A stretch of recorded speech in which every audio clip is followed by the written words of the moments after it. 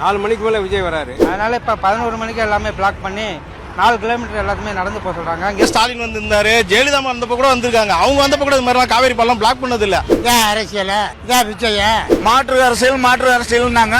நல்ல மாற்றம் வந்தது. மக்கள் அந்த இடத்துல ரோட்டை கிராஸ் பண்ண முடியல, பஸ்ஸுகள் கிடையாது, போக்குவரத்து கிடையாது, எல்லாத்தையும் ரத்து. அந்த மக்களை அவ்வளவு அவதிப்படுத்துறாங்க. கடைசியில அந்த மக்கள் கொந்தளிக்கிறான். ஓட்டு போட்டது இதுதான் மாற்றமா, நாங்க ஓட்டு போட்டாங்கிறான். வருத்தப்படுகிறவர்கள், கொந்தளிக்கிறவர்கள் அத்தனை பேரும் விஜய்க்கு ஓட்டு போட்டவங்க தான். அவர் எல்லா துறைகளுக்கும் ஒரே பதில் அவர்கிட்ட தான் இருக்குது. கரண்ட் கட்டியாங்க, அவர் தான் பதில் சொல்லுவாரு. தண்ணி வரலையாங்க, அவர் தான் பதில் சொல்லுவாரு. பெண்கள் பிரச்சனை, சிறுமிய பாலியல் பிரச்சனை, அதுதான் அவர் தான் பதில் சொல்லுவாரு. அப்போ ஒரு சட்டம் ஒழுங்குல இருந்து எல்லா துறையும் கையில வச்சிருக்கிற ஒரே நபர், அத்தாரிட்டி அவர் தான். பாசிசமாவது பாயாசமாவதுன்னு சொல்லிட்டு அதே பாசிச பாயாசத்தை இன்னைக்கு திருச்சி மக்களுக்கே கொடுத்துக்கிட்டு இருக்கிறீங்க. உங்களுடைய 5000 பேர் மெம்பரை பார்க்கறதுக்கு அங்க இருக்கக்கூடிய மக்களை எல்லாம் 5 லட்சத்து மக்களையும் நீங்கள் அவதிப்படுத்தி இருக்கிறீர்கள். உண்மையிலேயே மக்களுக்காக செய்கிறோம் என்பதை நீங்கள் நம்பினால், வாய்ப்பு இருந்தால் இந்த ரேசர் பே QR கோடுக்குள்ளே நீங்கள் அதை ஸ்கேன் பண்ணி எங்களுக்கு உங்களால் இயன்றதை, விருப்பம் இருந்தால் ஆதரவு தெரிவிக்கலாம். அரண்சை நேயர்களுக்கு வணக்கம். நான் மதன் அறிவழகன். இன்றைய நமது சிறப்பு விருந்தினர் தோழர் சுமன் கவி அவர்கள். நிறைய விஷயங்கள் விவாதிக்க இருக்கிறோம், அவரை வரவேற்கலாம். வணக்கம் தோழர். வணக்கம். தீய சக்தியை வீழ்த்தி விட்டோம், தூய சக்தி ஆட்சிக்கு வந்து விட்டது அப்படின்னு சொல்லி முதலமைச்சர் முதல் முறையாக இன்னைக்கு தான் மக்களை சந்திச்சு பேச போறார். திருச்சிக்கு இன்னைக்கு வரப்போறார் அப்படின்னு சொல்லி காலையில இருந்து அது சம்பந்தமான ஊடகங்கள் அவர் வீட்டு கதவையே காட்டிக்கிட்டு இருந்தாங்க. இந்த வரப்போறார் அப்படின்னு சொல்லி ஒரு வழியாக ஆட்சி அமைத்த பிறகு விஜய் பேச போகிறார். என்ன பேச போகிறார், என்ன பேசுவார், உங்களுடைய பார்வை என்ன? அதாவது ஊடகங்கள் எல்லாம் ஒரு வீட்டு கதவையே காத்து கொண்டிருந்தது. அப்படியே திருப்பினா மறுபடியும் திருச்சியில அவர் விழா நடத்துற அந்த மண்டபத்தினுடைய கதவை மட்டுமே அப்படி காட்டிட்டு இருக்கு. அவர் ஓப்பன் இடத்துல மக்களை சந்திச்சு உங்களுக்கெல்லாம் நன்றின்னு சொல்லி ஊர்வலம் போயோ மக்களுக்கு நன்றி தெரிவிக்கவோ போகல. இல்ல, சென்ட் ஜோசப் காலேஜ்ல அவர் பேச போறாரு. சென்ட் ஜோசப் காலேஜ்ல ஒரு க்ளோஸ் பேக்ரவுண்ட்ல 4900 பேருக்கு, கிட்டத்தட்ட 5000 பேருக்கு பாஸ் வழங்கி, QR கோடு வழங்கி, அதுக்கு மேல ஒருத்தர் கூட உள்ள விட மாட்டோம்னு சொல்லி நிபந்தனைகளோட உள்ள வச்சு அவர்களுக்கு நன்றி தெரிவிக்க போறாரு. இந்த 5000 பேர் தான் ஒட்டுமொத்த திருச்சி மக்கள். சரிங்களா? எவ்வளவு சிம்பிளான ஒரு விஷயம் பாருங்க. ஒரு ஆட்சியாளங்கிறதுக்கு என்ன மரியாதை. நீங்க ஒரு காரியம் பண்ணிருக்கீங்க, உங்களுக்கு நான் நீங்க கொடுத்தது நல்லதோ கெட்டதோ, நான் உங்களுக்கு நன்றி தெரிவிக்கிறேங்கிறது எவ்வளவு துரிதமா நடக்கணும். எத்தனாம் தேதி தேர்தல் முடிஞ்சுது. நீங்க ஸ்டாலின் அவர் தோத்தே போனாரு. அந்த மக்கள் தோற்கடிச்சிட்டாங்க. இந்த அலையில அவங்க சிக்கி ஏதோ ஒரு வகையில தோற்கடிச்சிட்டாங்க. ஆனால் சில நாட்கள்லயே போய் நிக்கிறாரு. அங்க 3வது நாள் ஒரு தினங்கள்லயே போய் அங்க நின்று அந்த மக்களுக்கு நிக்கிறாங்க. அவர் உணர்ச்சி பக்க அந்த மக்கள் கொந்தளிக்கிறாங்க. நாங்க தெரியாதனமா போட்டோங்கிற மாதிரி அவங்க பிஹேவ் பண்றாங்க. எதுக்கு சொல்றேன்னா, நல்லதோ கெட்டதோ உடனடியாக போய் அந்த மக்களுக்கு நிக்கிறது தான் தலைவனோட அடையாளம். நீங்க ஜெயிச்சிருக்கீங்க, அதை நீங்க நன்றி சொல்வதற்கு போறதா இருந்தா எத்தனை நாள் இருக்குது? எத்தனை நாள்? நீங்க 10ஆம் தேதி ஆரம்பிச்சு இன்னைக்கு எத்தனாம் தேதி? 4ஆம் தேதி ரிசல்ட் வந்துருச்சு. 4ஆம் தேதி ரிசல்ட் வந்துருச்சு. அதுக்கப்புறம் நீங்க உங்களுக்கு பிஸியா இருந்திருப்பீங்க, ரைட்டு. அதுல இருந்து ஒரு 3 நாள் கழிச்சு கூட நீங்க போயிருக்கலாமே. உங்களுக்கு கட்சிகளை விலைக்கு வாங்கி குதிரை பேரம் நடத்துறதுக்கே நேரம் போதும் போலங்கிற மாதிரி தான் இருக்குது. நீங்களும் உங்களால் இயக்கப்படுகிற ஆதரவர்ஜனாவும் அல்லது உங்களை இயக்குகிற ஆதரவர்ஜனா ஏதோ ஒண்ணு நடக்குது. ஏன்னா நீங்க இயங்குற மாதிரி தெரியல. ஆதரவர்ஜனா தான் அங்க ஃபுல் ஃபிளஷ்டா வேலை செய்யறாரு. அவர் எல்லா துறைகளுக்கும் ஒரே பதில் அவர்கிட்ட தான் இருக்குது. கரண்ட் கட்டியாங்க, அவர் தான் பதில் சொல்லுவாரு. தண்ணி வரலையாங்க, அவர் தான் பதில் சொல்லுவாரு. பெண்கள் பிரச்சனை, சிறுமிய பாலியல் பிரச்சனை, அதுதான் அவர் தான் பதில் சொல்லுவாரு. அப்போ ஒரு சட்டம் ஒழுங்குல இருந்து எல்லா துறையும் கையில வச்சிருக்கிற ஒரே நபர், அத்தாரிட்டி அவர் தான். அவர் பேட்டி கொடுக்குறாரு, அவரு வெளியில பேசுறாரு. இன்னைக்கு இத்தனை பேரு போய் நீங்க நன்றி சொல்ல போறீங்க. இந்த நிகழ்ச்சியை கவர் பண்றதுக்காவது உண்டா? யாராவது உங்களை சந்திக்க முடியுமா? பத்திரிகையாளர்களுக்கு அனுமதி உண்டா? கிடையாது. இல்ல, பத்திரிகையாளர்கள் அவர் போகும்போது வரும்போதெல்லாம் சார்னு கூப்பிடுறாங்க, அவர்கிட்ட கேள்வி கேட்கறாங்க. அதனால அவங்கள அவாய்ட் பண்றாங்க. பத்திரிகையாளர்னா கேள்விதாங்க கேட்பான். இது என்ன புதுக்கு? இல்ல, அவர் புதுசா வந்திருக்கிற முதலமைச்சர், நீ அவர்கிட்ட போய் டெல்லிக்கு போனாலும் சார் பதில் சொல்லுங்க அப்படின்னு கேட்கறதும், இங்க வந்தாலும் சரி, ஒரு ஏர்போர்ட்ல இருந்து ரஜினிகாந்தே பேட்டி கொடுத்திருக்காரு. அவராவது ஒரு நடிகர் விட்டுருங்க, ஆட்சியாளர்கள்ல ரொம்ப அரகண்டாவும் யார்கிட்டையும் பேசாமலும் ரொம்ப ரிஜிடாவும் இருக்கக்கூடியவங்க ஜெயலலிதா. ஜெயலலிதா கூட தனக்கு தேவையான பேட்டி கொடுத்துருக்காங்க. தனக்கு தேவை கரண் தாப்பர்ட்ட ஒன் டு ஒன்னே பேசியிருக்காங்க. அவர் எவ்வளோ கேள்விகளை மாத்தி மாத்தி கேட்கும் போது அவர்கள் பதில் சொல்லியிருக்காங்க. பதில் சொல்கிற ஆற்றல் இருந்துச்சு, ரொம்ப முக்கியமானது. அதெல்லாம் அந்த அம்மா பேசுனதுல எனக்கு ரொம்ப பிடிச்ச ஒன்று விஷயம் என்னன்னா, நீங்கள் ஒரு நாத்திக கட்சியினுடைய தலைவியாக எப்படி வந்தீங்கன்னு கேள்வி கேட்கிறாரு கரண் தாப்பர். அதுக்கு அந்த அம்மா சொன்னிச்சு, இது நாத்திக கட்சியே கிடையாது, ஒன்றே குலம் ஒருவனே தேவைன்னு சொல்லிட்டாரு, இதுக்கு மேல நீ என்ன நாத்திக கட்சின்னு கேட்கறேன்னு கரண் தாப்பருக்கு பதில் சொல்லிச்சு. ஸ்பான்டானிட்டி, வித்தவுட் ஹெசிடேஷன், என்ன ஒண்ணுமே கிடையாது. ஆனா அந்த கேள்விக்கு பதில் என்ன கேட்டிருக்கணும்னா, அது ஒரு திராவிட கட்சி, இதுல நீங்க ஒரு பாப்பாத்தி எப்படி வந்திருக்கலாம்னு கேள்வி கேட்டிருந்தா அந்த கேள்விக்கு ஒரு பதில் இருக்குது, பதில் சொல்ல முடியாது. ஆனா அவர் அதெல்லாம் அவருக்கு தெரிஞ்சிருக்க வாய்ப்பு இல்லை, கொள்கை கோட்பாடெல்லாம். அவர் பெரியார் அண்ணா அப்படின்னாலே அது நான் என்ன சொல்றேன்னா கடவுள் மறுப்பு அப்படின்னு நினைச்சிட்டு இருக்காரு. அதனால அந்த அம்மா பதில் சொல்லிட்டாங்க. எதுக்கு சொல்றேன்னா, ஒரு கேள்வி கேட்டால் பதில் சொல்லணும். ஆனாப்பட்ட மோடியே கரண் தாப்பர்ட்ட தண்ணி குடிச்சாரு. ஆனா ஜெயலலிதாவும் டென்ஷன் ஆனாங்க, கடைசி நேரத்துல பிடிச்சி பிச்சு தூரெல்லாம் போட்டு போனாங்க. அப்போ எந்த ஒரு தலைவராக இருந்தாலும், நாட்டுக்கே பிரதமர் ஆனாலும், இன்னைக்கு நான் யார்கிட்டையும் பேச மாட்டேன்னு சொல்ற மோடி அன்றைக்கு 2002 படுகொலைகள், குஜராத் சம்பவங்களை எல்லாம் பற்றி எல்லாம் கேள்விகள் கேட்டாரு கரண் தாப்பர். இல்ல 2014 வரைக்கும் கூட ஒரு ஊடகங்களை சந்திச்சாரு. இப்பதானே அவர் ரொம்ப, அதாவது பிரதமர் ஆனதுக்கு பிறகுதான் அவர் வெளியில வரமாட்டேங்கிறாரு. ஆனால் விஜயை பொறுத்தவரையிலும் இவர்கள் எல்லோரும் தனக்கு முடிக்கு சமானமாகத்தான் மதிக்கிறார். இவர்கள் தான் காத்து கிடந்து அவருக்கு ஏதோ தெய்வ குழந்தை ஏதோ ஒரு கிடைக்காதது கிடைத்து போச்சுன்னு கேமரா தூக்கிட்டு காத்து கிடக்குறாங்களே தவிர அவர் தன்னுடைய முடிய அளவுக்கு கூட இவரை மதிக்கவில்லை அப்படிங்கிறதா நம்ம இது பார்க்க வேண்டியது. இல்ல நீங்க அப்படி சொல்றீங்க, ஆனா அந்த நிகழ்ச்சியில சென்ட் ஜோசப் காலேஜ்ல வெளியே அவங்களுக்கு தனியா டிவி வச்சு கொடுத்து நீங்க அதுல எங்க முதலமைச்சர் பேசுறதை நீங்க குறிப்பெடுத்துங்க, உள்ள வராதீங்க அப்படின்னு அவங்களுக்கு ஒரு பாதுகாப்பான இடத்த ஒதுக்கி கொடுத்துருக்குறோம் அப்படின்னு தான் சொல்றாங்க. அதாவது எதா இருந்தாலும் டிவியில பாத்துக்கங்க, அல்லது எதா இருந்தாலும் நீங்க அதுல இருந்து எடுத்த நியூஸ்ல பாத்துக்கங்க.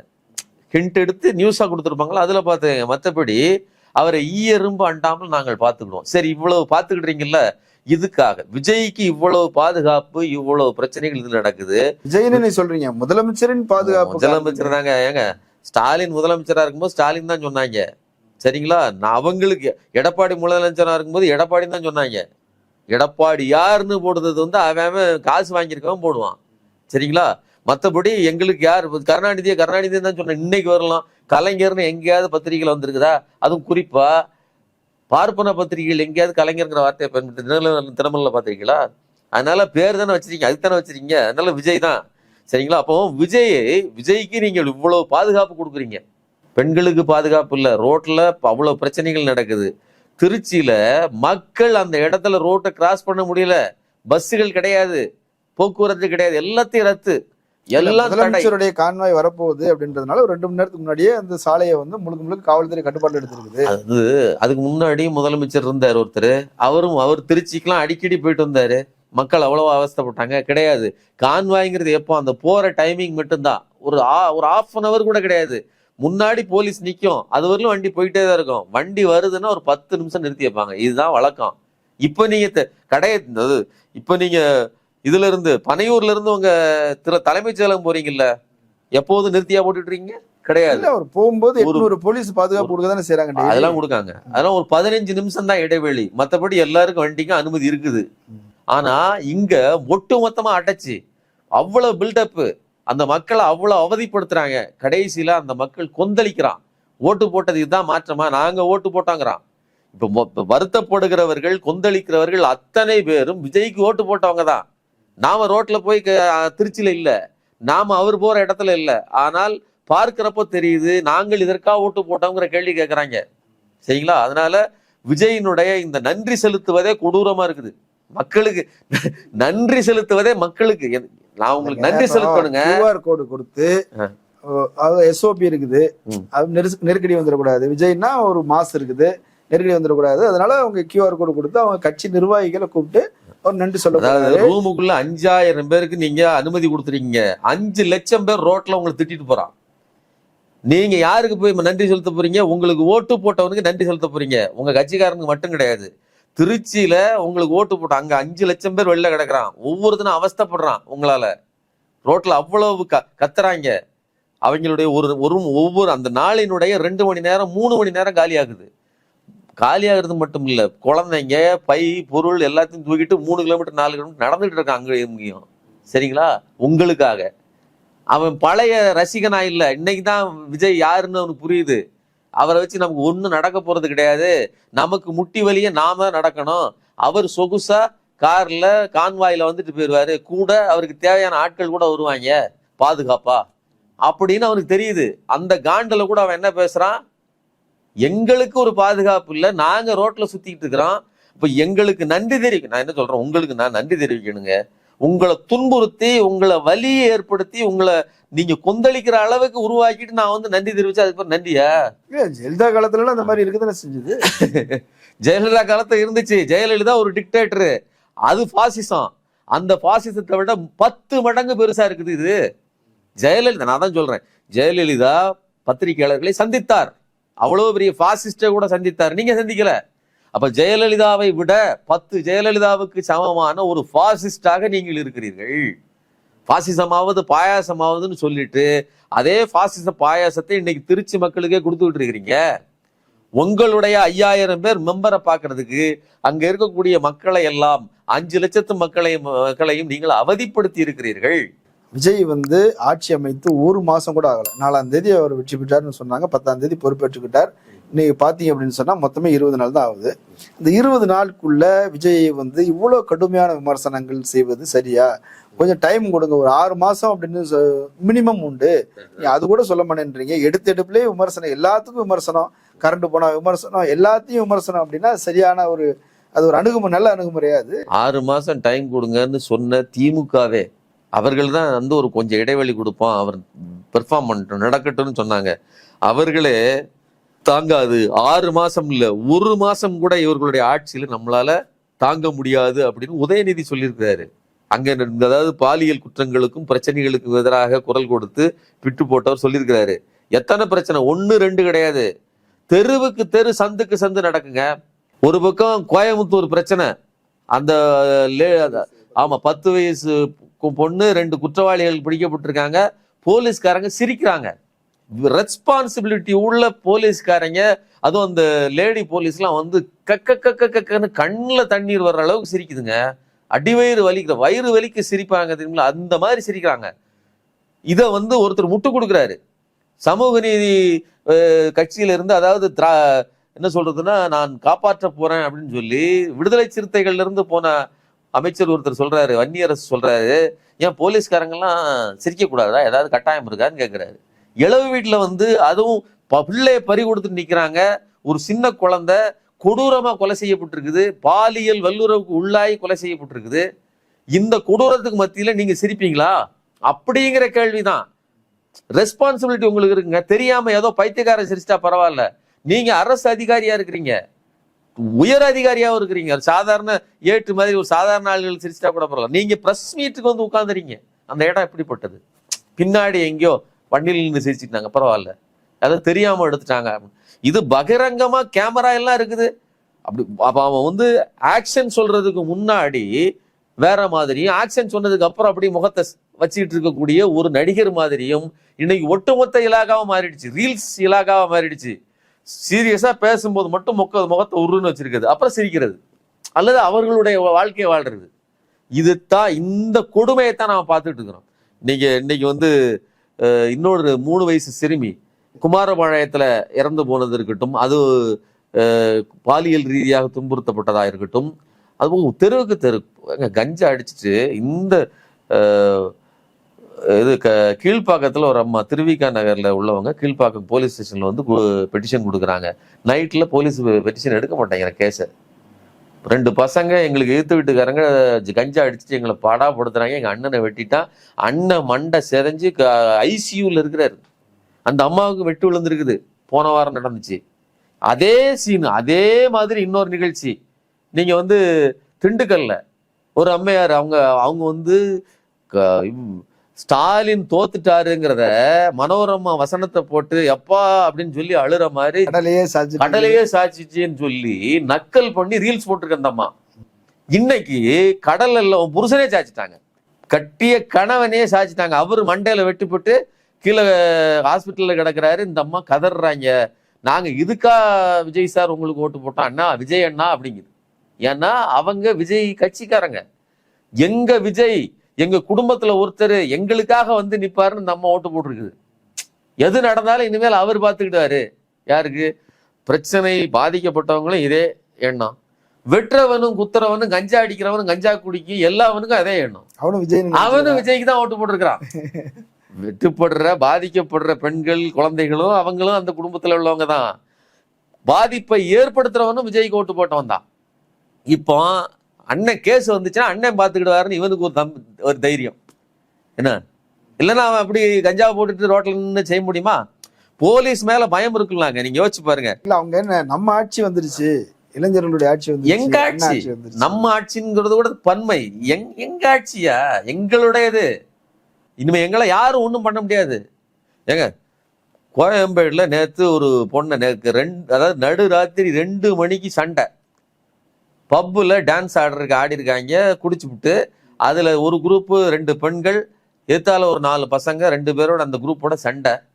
அது அங்க வச்சு சண்டை மும்முரமான உடனே பப்பு ஓனர் முக்கியமானது தாவேகா நிர்வாகி 2 மணிக்கு இந்த பிரச்சனைகள் ஆன உடனே உடனே அப்படியே நிறுத்திட்டு இவங்க பவுன்சர்களால வெளியில தள்ளப்பட்டிருக்காங்க. பவுன்சர் வெறுமனே இவர்களை தள்ளிதான் விட்டுருக்கானே தவிர இவர்களை பிரிச்சு நீ தனியா போ, அவர்கள் தனியா போட்டோம்னு சொல்லி. ஏன்னா பிரச்சனை அவ்வளவு இருக்குது. நீ தானே பெண்களுக்கு பாதுகாப்பு கொடுக்குறவனாச்சே, உன் கட்சிக்காரன் தான் எல்லா பெண்களுக்கும் பாதுகாப்பு கொடுக்கணும்ல. அதுவும் பப்பு நடத்துறவன் பிரச்சனை ஆயிருக்குன்னு தெரியும், அந்த பெண்ணுக்கு பாதுகாப்பு கொடுத்துருக்கணும்ல. அந்த பெண்ணையும் அவரோடு வந்த 2 இளைஞர்களையும் சேர்த்து அவங்க தனித்தனி பைக்ல போக சொல்லியாச்சு.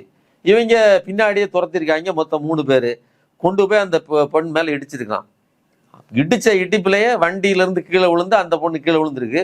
மறுபடியும் எந்திரிச்சு நின்றுருக்கு, மறுபடியும் இடிச்சிருக்கான். ஸ்ரீலங்காவை சேர்ந்த அந்த பெண், அந்த குடும்பத்துல 2 பொட்ட பிள்ளைங்க, 2 பிள்ளைகளையும் எப்படியாவது மேல ஒரு பொண்ணு வந்து எம்பிஏ படிச்சுட்டு பெரிய இடத்துல இருக்காங்க போல இருக்கு. இந்த பொண்ணு ஃபேஷன் டெக்னாலஜி படிச்சுட்டு இருக்காங்க. நான் நல்லா சம்பாரிச்சு உன்னைய காப்பாற்றுவோமான்னு அம்மாட்ட சொல்லியிருக்குது. அந்த அம்மா அழுது கதறுது, விஜய் நாங்க உங்களை நம்பினமே, எங்களை காப்பாத்துவீங்க. மறுபடியும் எல்லாரும் விஜயோட கனெக்ட்ல இருக்காங்க. அவர் என்ன சொன்னாரு? உங்க விஜய் உங்க வீட்டு பிள்ளைனாரு. இப்ப அன்னைக்கு பப்புக்கு ஒரு பொண்ண போயிருக்குன்னு வச்சுக்கோங்களேன், பப்புக்கு போறது சரியா தப்பா அதுக்குள்ள போகாதீங்க. ஏன்னா இவனுக்கு என்ன சொல்லுவாங்க தெரியுங்களா? இவனுக்கு எப்படிப்பட்ட ஆளுங்க பாருங்க. கோயம்புத்தூர்ல ஒரு பெண் நடு இரவில் வந்து ஒரு இடத்துக்கு, ஒரு தனிமையான இடத்துக்கு போறாங்க, காட்டுக்குள்ள. இப்ப இந்த காட்டுக்குள்ள ஏமா 2 மணிக்கு போனேன்னு நீங்க கேள்வி கேட்கலாம். ஆனா நடு ரோட்ல நீங்க பப்புக்கு ஏன் 2 மணிக்கு போனேன்னு கேட்க முடியாது. சென்னை ஊர்ல ஹாட் ஸ்பாட்ல இருக்குது. இன்னொன்னு பப்பு அனுமதிக்கப்பட்டு தான் இருக்குது, அனுமதிக்கப்படாம நீங்க போக முடியாது. இப்ப நீங்க விஜய் கூட போயிருப்பாரு, அதெல்லாம் தெரியாம இருக்காது. அப்ப அப்படிப்பட்டவர்கள் அவருக்கு ஒரு சிட்டிக்குள்ள இது நடக்குது. ஆனால் தாவேக்காரன் என்ன சொல்றான்? ஏன் நீ இதுக்கெல்லாம் போற? ஒழுக்கம் பேசுறான்.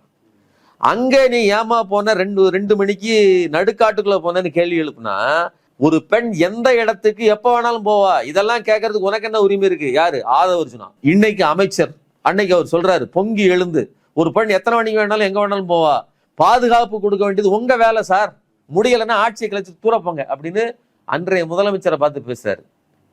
இன்னைக்கு உங்க கட்சிக்காரர் பேசுறாங்க. ஒரு குழந்தையை எப்படி நீங்க பாதுகாத்துக்கணும்? தாய் தான் பாதுகாத்துக்கணும். எல்லா இடத்துக்கும் விஜயா வருவாரு. பேரண்ட்ஸ் தான் அவங்க பேரண்ட்ஸ் பாதுகாத்துக்கணும். இதே பையன் யாரு? ஒரு வீடியோ இருக்குது, ஒரே பையன் அந்த ஆட்சியில பிரச்சனை நடக்கும் போது அரசு பாதுகாப்பு கொடுக்கணும்னு சொன்ன இவர்கள், அதே வீடியோ இருக்குது இன்னைக்கு கோயம்புத்தூர்ல சிறுமி பாலியல் பலாத்காரம் நடக்கும்போது குழந்தைகள் ஒவ்வொன்றையும் பெற்றோர் தான் பார்த்துக்கணும், இதையெல்லாம் விஜய் வந்து பார்க்க மாட்டாருன்னு சொல்றாரு. இதே தான் இப்ப சொல்லுவாங்க, உன்னை யாருமா பப்புக்கு போக சொன்னா, உன்னை யாருமா குடிச்சுவிட்டு ஆட சொன்னா, இதே எல்லாம். நான் என்ன சொல்றேன், 700 கடைகளை நிறுத்தி விட்டோம், நாங்க மது விலக்கை கொண்டு வந்து விட்டோம், ஜெகர்தசா காட்டுறீங்கல்ல, நாங்க மாற்றத்தை கொண்டு வந்துட்டோம், புது மாற்றம் ரீல்ஸ் ஓடுது இல்ல, சேர்த்து இதையும் ஓட்டுங்க. தாவேகா நிர்வாகி நடத்தின பப்பு, அதுல குடிச்சுட்டு தான் இந்த மாதிரி தாவேகாவுக்கு ஓட்டு போட்டவர்கள் தான். இடிச்சவனா வந்தான், செத்த பொண்ணு அவங்க தான் சொல்ல வேண்டியதானே. விஜயண்ணா உங்களை நம்பித்தான் நாங்க எங்க பொண்ணா அனுப்பிச்சு வச்சோன்னு சொல்லுது அந்த அம்மா. விஜயண்ணான்னு சொல்றாங்கன்னு என்ன அர்த்தம்? அந்த அளவுக்கு விஜயோட பாண்டிங் இருக்குது. இந்த சென்னை ஊர்ல அல்லது கோயம்புத்தூர் மாதிரியான சிட்டிகள்ல அதிகமான ஓட்டுகள் விஜய் கொண்டிருக்குது. Urban middle class. விஜய் எப்படியாவது ஒரு புதிய மாற்றத்தை கொடுப்பார் அப்படின்னு நினைச்சாங்க. இன்னைக்கு தெருல தான் நிக்கிறாங்க. இல்ல இப்போ ரைட், இந்த விமர்சனங்கள் ஓகே. கரண்ட் போயிடுச்சுன்னா கூட விமர்சிக்கிறது அப்படின்றது, நைட்டு வந்து முற்றுகையிடுவது போராட்டம், இதுக்கு முன்னாடி அப்படி செஞ்சதே கிடையாது. இப்போ வந்து மொத்தமா நைட்டு வந்து மின்சார வாரிய அலுவலகங்களை முற்றுகையிடுறாங்க. பொறியாளர்கிட்ட போய் வந்து அவர் வீட்டுல தூங்கிட்டு இருக்கிறவரு எழுப்பி தொல்லை பண்றாங்க. மக்களே கொஞ்சம் கொஞ்சம் அரகண்டா மாறிட்டாங்களோ? மக்கள் அரகண்டா மாறல. மக்களுக்கு வந்து என்னன்னா, இந்த அரசு வந்ததுன்னா இப்ப ஏற்கனவே இருக்கிற அரசை விட இது சிறப்பா இருக்கும். இவங்க வந்து வேற எதையோ கொடுத்துருவாங்க, ஒரு பொன்னுலகத்தை உருவாக்கிடுவாங்க, ஒரு பெரிய சொர்க்கம் மாதிரி இருக்கும் இந்த ஊரு, எந்த குறையும் இருக்காது. பைப்பை திறந்தா குழாயில தண்ணி வரும், அப்படியே மாதம் மும்மாரி பொழியும், கரண்ட் அப்படியே தேவையான நேரம் கரண்ட் வரும், எல்லாம் ஃப்ரீ தான், காசே கிடையாது அப்படின்னு.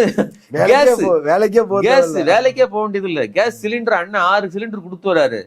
பெண்கள் இந்த பஸ்ல ஏறினீங்கன்னா இங்க எங்க வேணாலும் போய் இறங்கலாம், ஃபுல் ஃப்ரீ.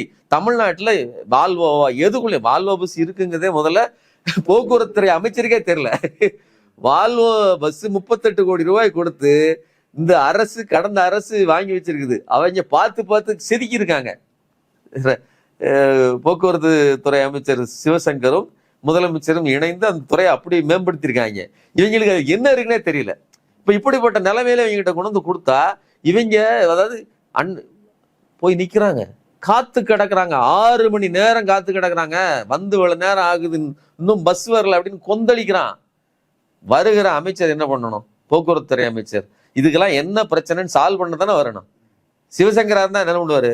போயிட்டு அதுக்கான என்ன, எத்தனை கூட்டம் இருக்குது, எவ்வளவு இருக்குது, என்னக்கா எவ்வளவு நேரம் நிக்கிறாங்க, எதுக்காக நிக்கிறாங்க, அப்ப ஏன் இவ்வளவு நேரம் அந்த வண்டி வரலன்னு எல்லாத்தையும் முடிச்சுட்டு தான் அங்க வருவார். அவர் வரும்போது வண்டி வந்துடும். ஏன் சார் இவ்வளவு நேரம் வரலன்னா தப்பா நினைச்சிடாதீங்க, அடுத்த அறிவு இப்படி நடக்காது, இந்தாங்க வண்டி ஏறுங்க அப்படின்னு ஏத்தி விடுவார். இதுதான் ஒரு வேலை செய்கிற, ஒரு உழைக்கிற ஒரு அமைச்சருக்கான அழகு.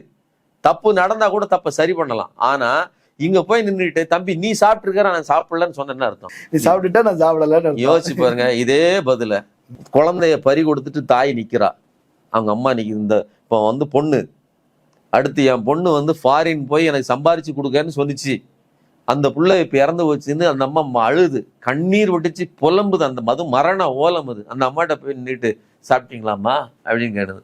சாப்பிட்டேன்பா அப்படின்னு சொல்லுது. ஒண்ணு நீங்க சாப்பிட்டீங்க நான் சாப்பிடல அப்படின்னு நீங்க சொல்லுவீங்களா? என்ன ஒரு கொடுமை இது.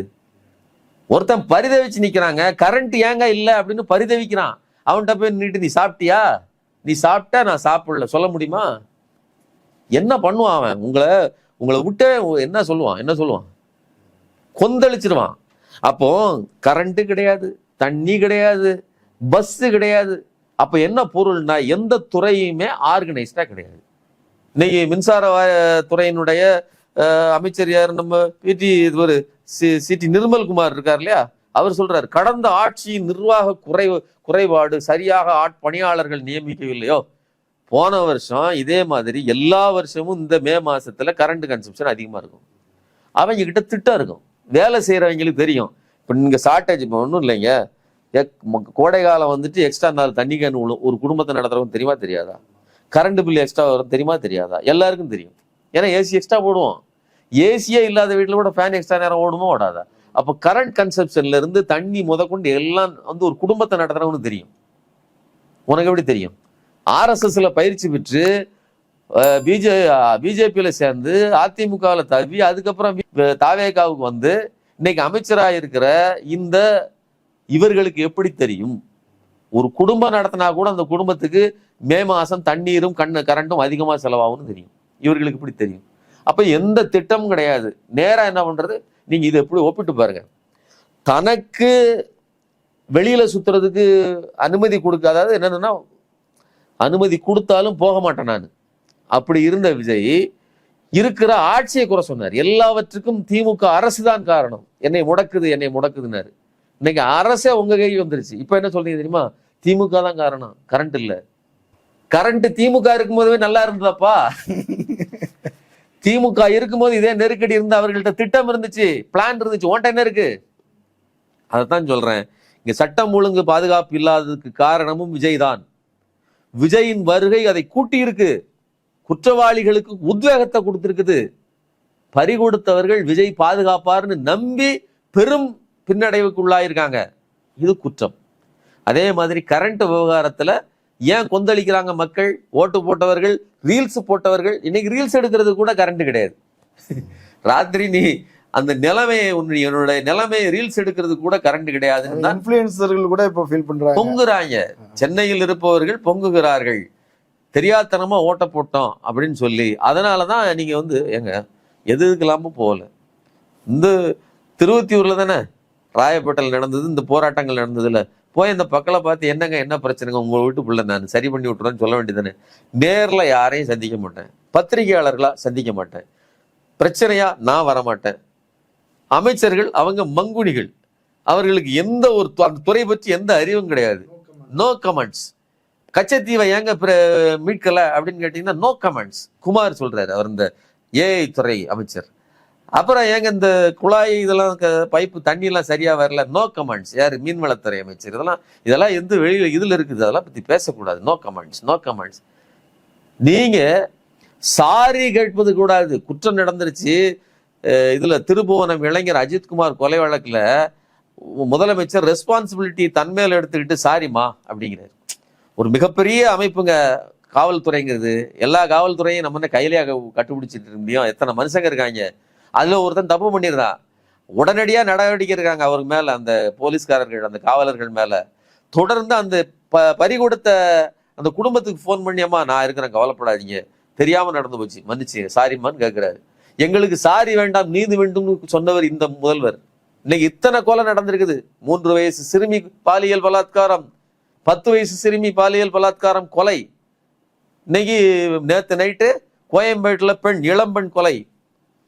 இவ்வளவையும் பார்த்துட்டு ஒரு சாரி கூட சொல்றதுக்கு முடியாது. அப்ப சாரியும் கிடையாது, தீர்வும் கிடையாது. நிறைய முக்கியமான விஷயங்களை பேசியிருக்கிறீங்க. மக்கள் அதை பரிசீலிக்கட்டும். கலந்து கொண்டு கருத்துக்களை பகிர்ந்தமைக்கு நன்றி. நன்றி. நேரில் மற்றொரு விருந்தினோடு மீண்டும் சந்திக்கலாம். நன்றி.